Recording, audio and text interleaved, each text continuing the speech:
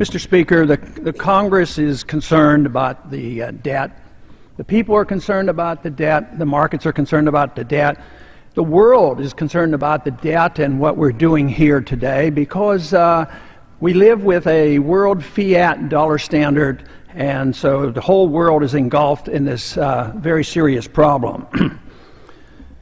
I do not understand, though, that if the debt is the problem, and I agree, the debt is the problem, that for us to come here and raise the debt by $2.4 trillion is the solution. That just baffles me. I think it's a distraction because when a country gets indebted to the degree that we're indebted, the country always defaults. This is historic, especially if the country is a significant country.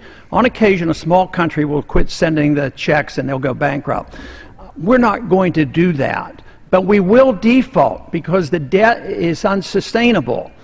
This year, it is said that we have a debt increase of $1.6 trillion, but that's not true.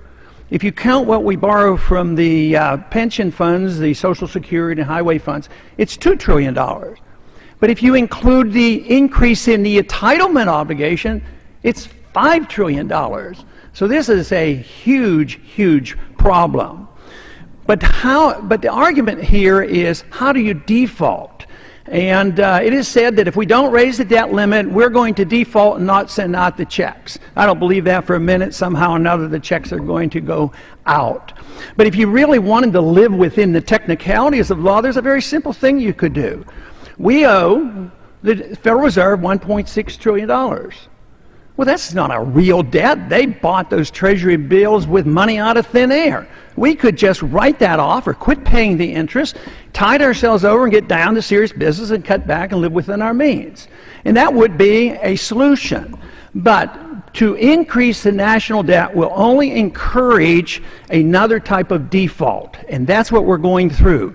We're engaged in the most difficult and a very bad way of defaulting, and that is through the destruction of the currency.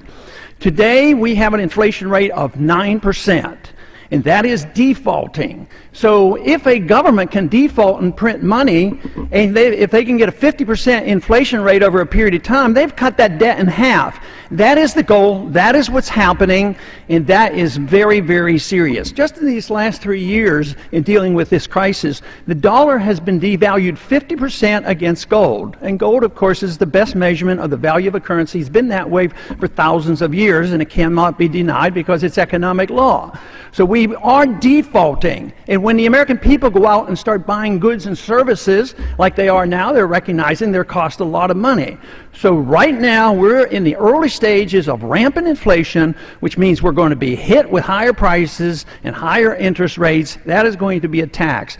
So I see the only solution, and that is to cut spending. Now, the reason we don't cut spending is one side loves entitlements, and the other side loves war. And even this token attempt, $100 billion of cuts when we have this huge, huge deficit, but there's no mention of cutting military spending. I don't want to cut defense spending. This military spending doesn't defend us. It makes things worse. Our problem in this country doesn't come only from the Congress. It comes from the people. The people still have a strong appetite for big government programs. They're not willing to cut. They think government can take care of us from cradle to grave and that we can be the policemen of the world.